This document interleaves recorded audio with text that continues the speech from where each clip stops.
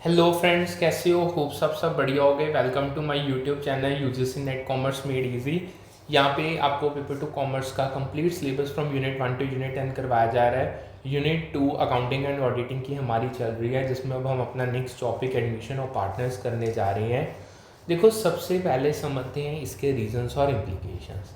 Students जब एक नया पार्टनरशिप फॉर्म में ज्वाइन करता है, उसको एडमिशन ऑफ अ पार्टनर कहते हैं। ये एक इम्पॉर्टेंट इवेंट है और इसके कई रीजंस हो सकते हैं। चलो देखते हैं रीजंस क्या हैं। एक नया पार्टनर अक्सर एडिशनल कैपिटल यानी पैसे या एक्सपर्टाइज यानी स्किल्स लाने के लिए ज्वाइन करता है। एक इंडियन रेस्टोरेंट में एक न्यू पार्टनर अपना कैपिटल या कुकिंग एक्सपर्टाइज ला सकता है।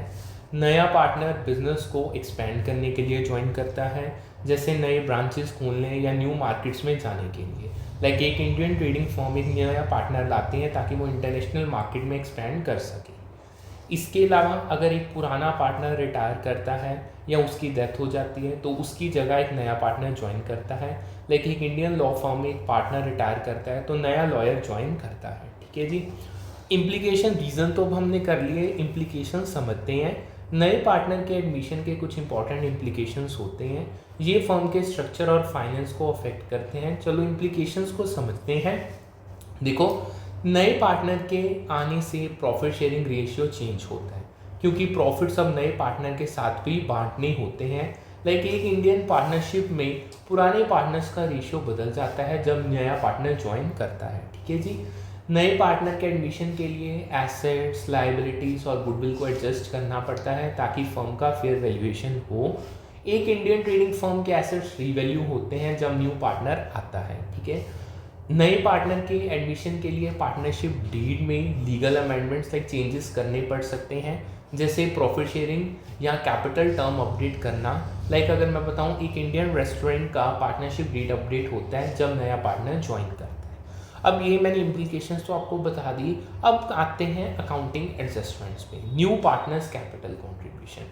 देखो, जब नया पार्टनर ज्वाइन करता है तो वो कैपिटल कंट्रीब्यूशन लाता है जो उसके कैपिटल अकाउंट में रिकॉर्ड होते हैं। ये कैश या एसेट्स के फॉर्म में हो सकता है। एक न्यू पार्टनर एक इंडियन फॉर्म में कैश या प्रॉपर्टी ला सकता है।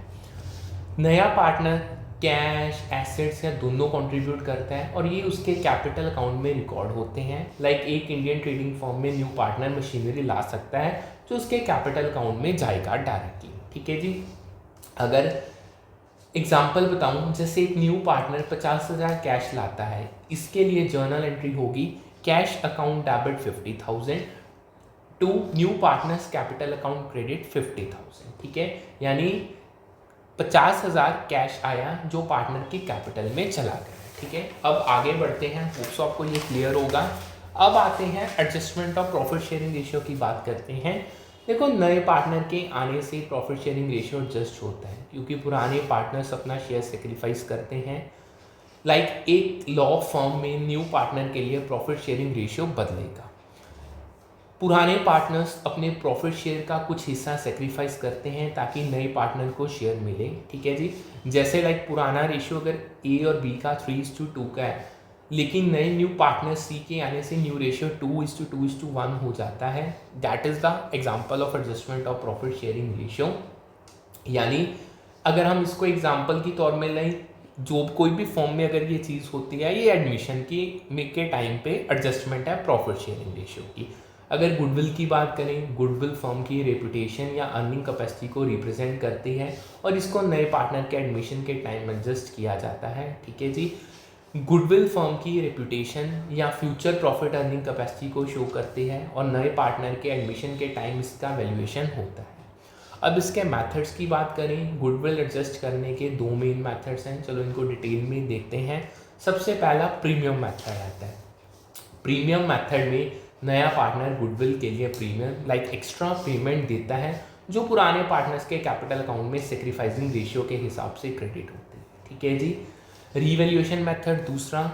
रीवैल्यूएशन मेथड में गुडविल को बुक्स में रिकॉर्ड किया जाता है और सब पार्टनर्स इंक्लूडिंग न्यू के बीच शेयर होता है। ठीक है जी। अगर एग्जांपल दूं, जैसे नया पार्टनर गुडविल के लिए 10,000 देता है तो इसकी जर्नल एंट्री होगी cash account debit 10,000, partner A's capital account 6000 और पार्टनर्स बीज कैपिटल अकाउंट क्रेडिट 4000, यानी उसका सेक्रीफाइसिंग रेशियो है, यानी सेक्रीफाइसिंग रेशियो 3:2 के हिसाब से होगा।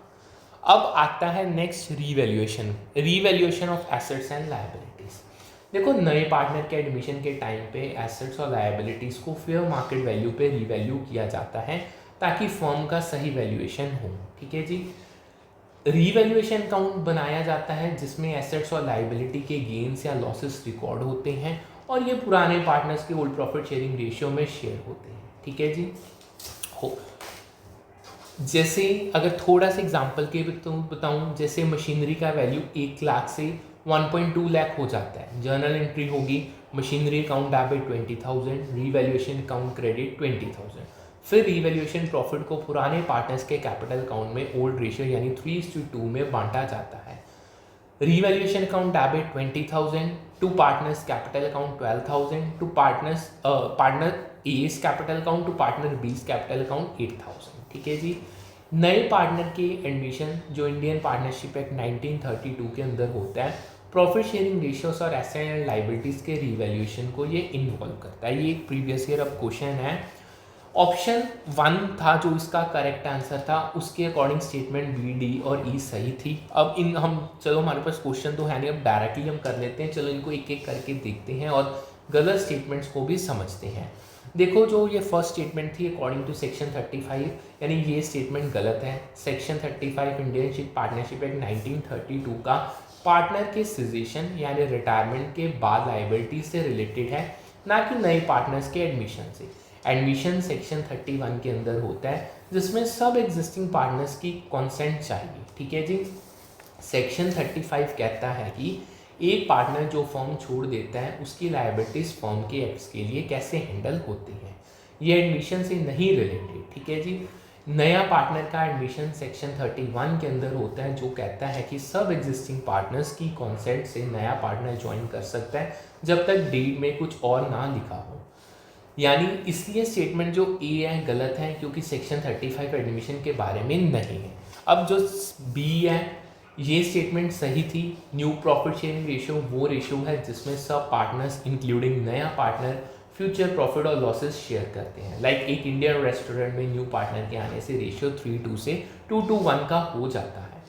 न्यू पार्टनर यानी नए पार्टनर के एडमिशन के टाइम पे नया प्रॉफिट शेयरिंग रेशियो कैलकुलेट होता है जो बताता है कि फ्यूचर प्रॉफिट्स और लॉसेस कैसे बांटे जाएंगे। ठीक है जी।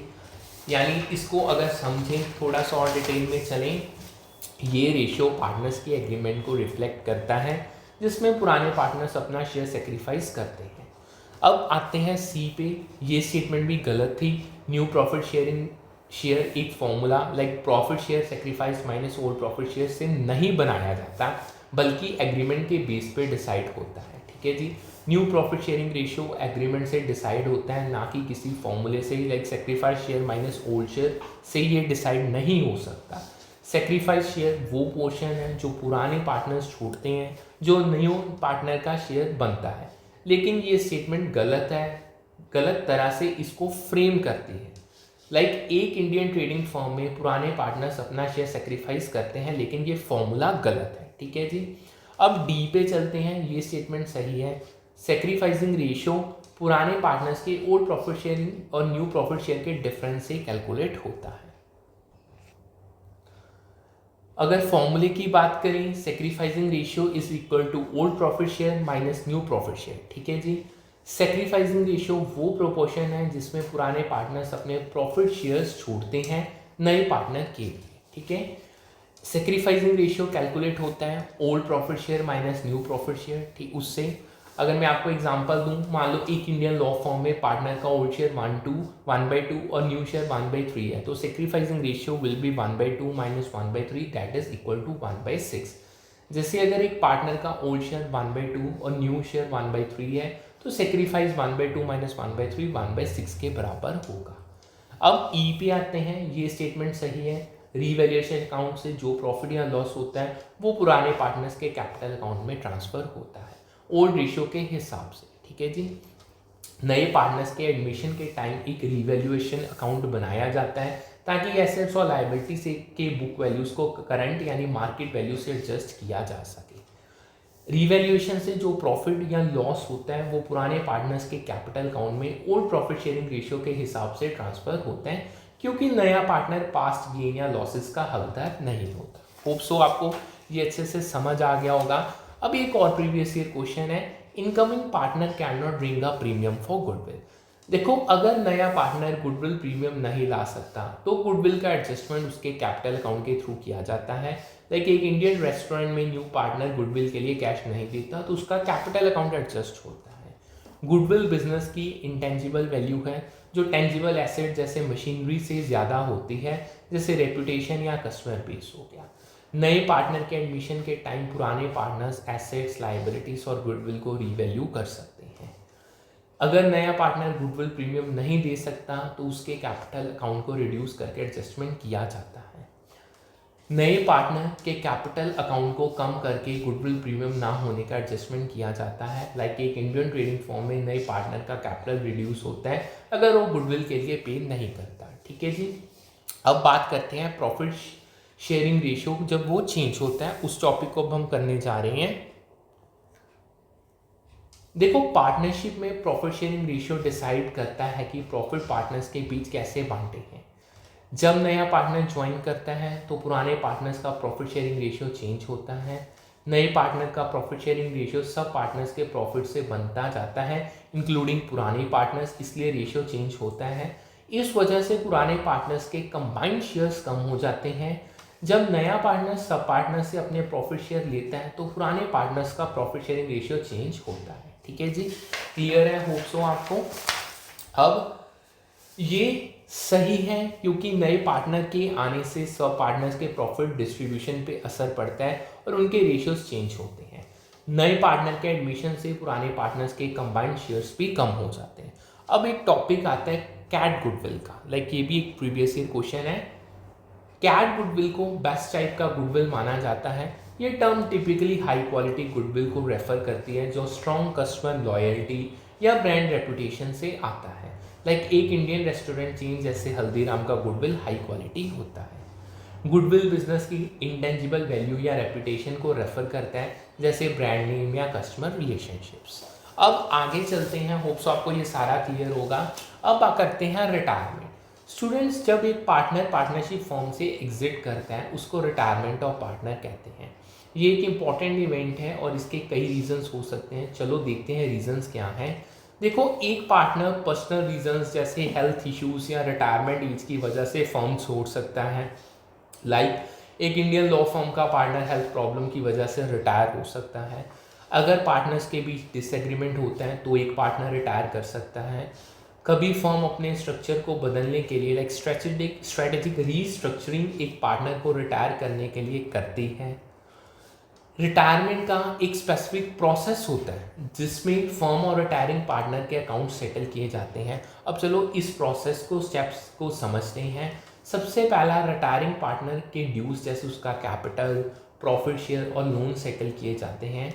उसके बाद रिटायरिंग पार्टनर के जाने के बाद बचे हुए पार्टनर्स का प्रॉफिट शेयरिंग रेशियो एडजस्ट होता है।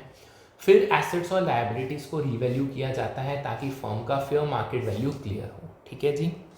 अब अकाउंटिंग एडजस्टमेंट की बात करें, रिटायरिंग पार्टनर के अकाउंट को सेटल करना ज़रूरी होता है जिसमें उसके सारे ड्यूज क्लियर किए जाते हैं। रिटायरिंग पार्टनर को उसका कैपिटल, प्रॉफिट शेयर और गुडविल का हिस्सा मिलता है। रिटायरिंग पार्टनर को पेमेंट कैश, एसेट्स या इंस्टॉलमेंट्स में दी जा सकती है। अगर एग्जांपल बताऊं, जैसे पार्टनर रिटायर करता है तो उसको 50,000 मिलता है, लेकिन उसकी जर्नल एंट्री क्या होगी, partners capital account debit 50,000 to cash account credit यानी 50,000। ठीक है जी, होप सो आपको ये चीज़ क्लियर होगी। अब बात करते हैं गुडविल एडजस्टमेंट की। रिटायरिंग पार्टनर के गुडविल का शेयर एडजस्ट किया जाता है ताकि उसको उसकी रेपुटेशन का हिस्सा मिले। रिटायरिंग पार्टनर के गुडविल का शेयर उसके कैपिटल अकाउंट में क्रेडिट होता है और ये बचे हुए पार्टनर्स अपने गेनिंग रेशियो में बियर करते हैं। ठीक है जी। अगर एग्जांपल बताऊं, जैसे गुडविल का वैल्यू 30,000 है और पार्टनर ए का शेयर 1/3 तो 10,000 आएगा अमाउंट। सो इसकी जर्नल एंट्री होगी, partner B's capital account debit 5,000, partner C's capital account debit 5,000, partner C's capital account credit 10,000। ठीक है जी। लाइक गेनिंग रेशियो 1:1 का होगा। एसेट्स और लाइबिलिटीज़ को रीवैल्यू किया जाता है ताकि उनका फेयर मार्केट वैल्यू रिफ्लेक्ट हो। एडमिशन की तरह रिटायरमेंट में भी रीवैल्यूएशन अकाउंट बनाया जाता है जिसमें एसेट्स और लाइबिलिटीज़ के गेन्स या लॉसेस रिकॉर्ड होते हैं। ठीक है, जैसे लाइबिलिटीज़ अगर मैं आपको एग्जांपल के थ्रू बताऊं, जैसे लाइबिलिटीज़ 5000 से कम होती हैं, उसकी पहली journal entry revaluation account debit 5000, liabilities account credit 5000। फिर रीवैल्यूएशन प्रॉफिट को ओल्ड रेशियो यानी 3:4:3 में बांटा जाता है, जिसकी जर्नल होगी revaluation account debit 5000, partner A's capital account credit 1500 to partner B's capital account 2000, part 2 partner C's capital account credit 1500। समझ गए। अब आते हैं पार्टनरशिप पे। देखो अगेन ये एक प्रीवियस ईयर क्वेश्चन है, ये स्टेटमेंट सही है जो यहाँ पे मेंशन्ड है। एक आउटगोइंग पार्टनर यानी रिटायरिंग पार्टनर को फर्म के प्रॉफिट्स में शेयर क्लेम करने का राइट है जब तक उसका अकाउंट फुली सेटल नहीं हो जाता। आउटगोइंग पार्टनर को उसके कैपिटल अकाउंट सेटल होने तक प्रॉफिट्स का शेयर मिलता है। ठीक है, लाइक एक ट्रेडिंग फर्म में रिटायरिंग पार्टनर को उसके फाइनल सेटलमेंट तक प्रॉफिट का हिस्सा दिया जाएगा। सो होप सो आपको जितना करवाया वो अच्छे से क्लियर है। सो करते हैं आज का सेशन यहीं पे वाइंड अप, फिर मिलते हैं with a new session with a new set of topics. Thank you.